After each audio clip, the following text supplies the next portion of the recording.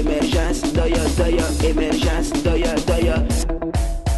Un jeune soldat sur le pont d'Henri IV, pendant la nuit, faisant la faction, voyant passer 3 jeunes militaires, parmi lesquels le grand Napoléon, qui jusque-là faisait la sentinelle, qui jusque-là, vous ne passerez pas, retirez-vous, faisant la baïonnette, retirez-vous, vous ne passerez pas, attelà, serez pas, attelà. Napoléon, en fouillant dans sa poche, tiens, lui dit-il, et laissez-moi passer. Non, non, répond le brave militaire. L'argent n'est rien pour un soldat français. Dans mon pays, j'ai labouré la terre.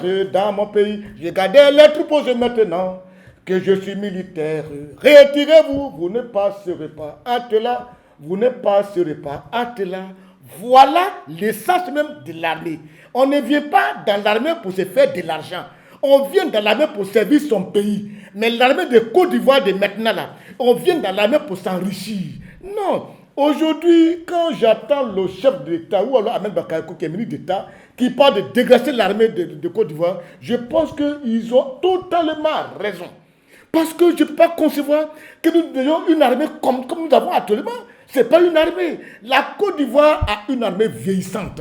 Et depuis 1980, combien d'années, l'armée de Côte d'Ivoire n'a pas fait de recrutement dans l'armée. Ça fait que notre armée est vieillissante. Même Guy Robert, lorsqu'il a pris le pouvoir, il a oublié d'appeler des zinzins, des jeunes gens pour sa sécurité.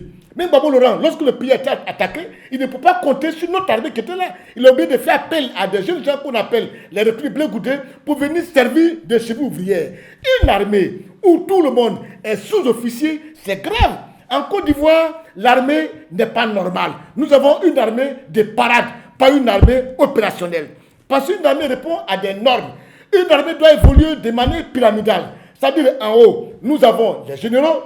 En dessous, nous avons quelques officiers, après des sous-officiers, et la base qui s'élargit avec les caporaux, les soldats de rang, les militaires de rang. Mais en Côte d'Ivoire, non. En haut, on a les généraux, et après, on a plein de sous-officiers, et en bas, quelques militaires de rang. C'est grave. Comment une armée où les sous-officiers sont supérieurs aux soldats? Quand c'est comme ça, une armée qui est bien organisée, qui est efficace, c'est une armée qui évolue de manière pyramidale, du haut et comme ça vers le bas. Or, une armée que nous avons, on a comme ça, après on a les sous-officiers qui viennent comme ça, et après on a les soldats qui viennent comme ça. Ça fait que ça devient des losanges. Ça devient losange. Or, lorsque vous faites l'étude et que vous devenez losange, c'est que l'armée n'est plus efficace. Et puis, il faut faire des recrutements. Parce qu'aujourd'hui, tu vas dans un camp militaire, on ne parle plus français. Je ne sais pas qu'est-ce qu'on parle. Je ne vais pas vous dire ce qu'on parle, mais moi je sais qu'on ne parle pas français. Voilà, on ne parle pas français, ce n'est pas normal. Une armée doit être disciplinée et organisée. C'est pour ça que j'ai apprécié la décision du ministre d'État, Ahmed Bakayoko, de chercher de dégraisser encore l'armée avec des 2000 départs. Mais ce que je crains, ces 2000 départs-là, est-ce que c'est des départs sincères? Des militaires à qui on donne 12 millions, d'abord qui ont revendiqué 12 millions, qui ont mis la vie des Ivoiriens en danger, et après on va donner 15 millions encore pour partir à la retraite anticipée. Est-ce que ce n'est pas des faux départs? À faux total 27 millions et ils vont revenir. Moi je crains beaucoup parce qu'un militaire qui a déjà de l'argent n'est plus efficace. Il faut revoir notre armée et c'est beaucoup plus important parce que ce n'est pas du tout bien. Émergence, doya. Et il faut que j'interpelle encore les uns et les autres parce que des gens parlent souvent de l'inondation. C'est vrai, on en parle. À Abidjan.net, on en parle. Mais je dis que lorsqu'il pleut et que la pluie fait des dégâts et puis il y a des morts d'hommes, ça, on en parle et ma réaction, elle est sans équivoque. Mais il pleut, il y a des inondations partout. Que vous qu'on dise? Partout il pleut, il y a inondation. En France, il y a inondation. Aux États-Unis, il y a inondation. En Russie, il y a inondation. Partout, il y a inondation. Tant qu'il pleut, vous voulez quoi? Pas de gens m'appellent et me disent oui, il y a inondation. Il y a inondation, mais de faire comment? Ou bien de demander au président de la République pourquoi il va prévoir. Ou bien, bon, attends, on va dire.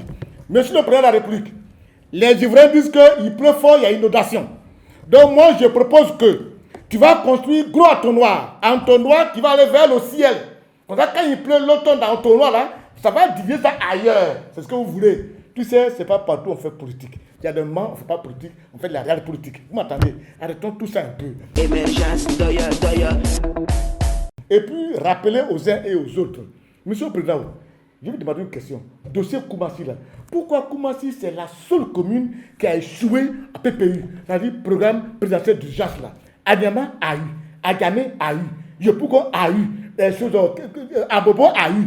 Mais comment s'il n'a pas eu? Bien pourquoi? Ou bien c'est parce que Yopougon c'est merdier, Adema c'est merdier, Abo c'est merdier, Gagame c'est merdier, qu'ils ont eu. Et puis Koumassi qui sent comme ça des dossiers partout, vous n'en parlez même pas. Ou bien c'est parce que c'est maire PDC. Ne faites pas ça. Hein.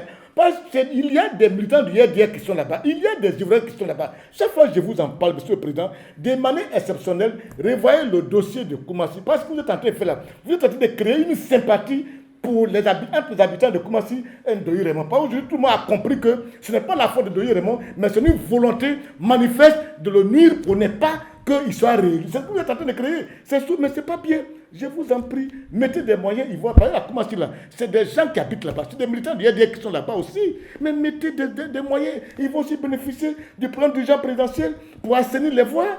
Ah, vous aussi, comprenez ça? Boaké envoyé, quand je parle de Boaké, on dit oui, toujours de Boaké.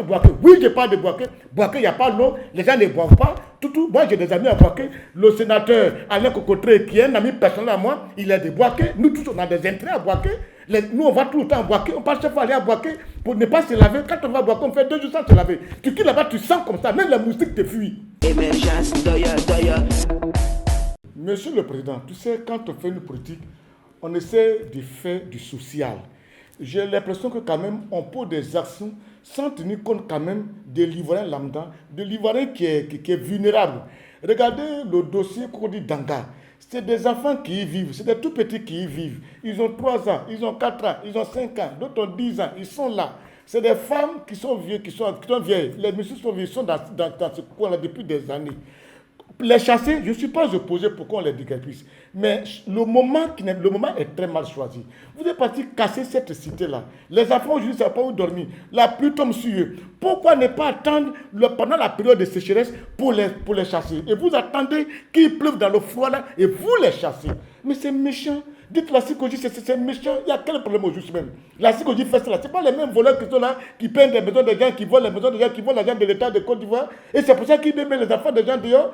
Je ne suis pas contre qu'on ait déguerpi ceux qui sont là, parce qu'il y a des contrats qui les lient. Mais la justice a décidé les déguerpir en juillet. Mais pourquoi le faire en mai maintenant? Pourquoi le faire en mai? Si ce n'est pas une question de méchanceté, une question de, c'est-à-dire de ne pas avoir l'amour de son prochain. Vous, des enfants maintenant, là, ils tiennent dehors, ils ne savent pas où dormir, ils sont entassés là. Les pauvres enfants, ils ont 2 ans, ils ont 3 ans, ils sont abandonnés à eux-mêmes.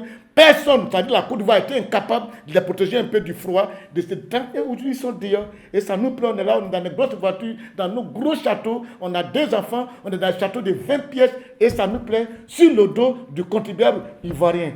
Et quand on vole là, on pense à celui qu'on vole bien.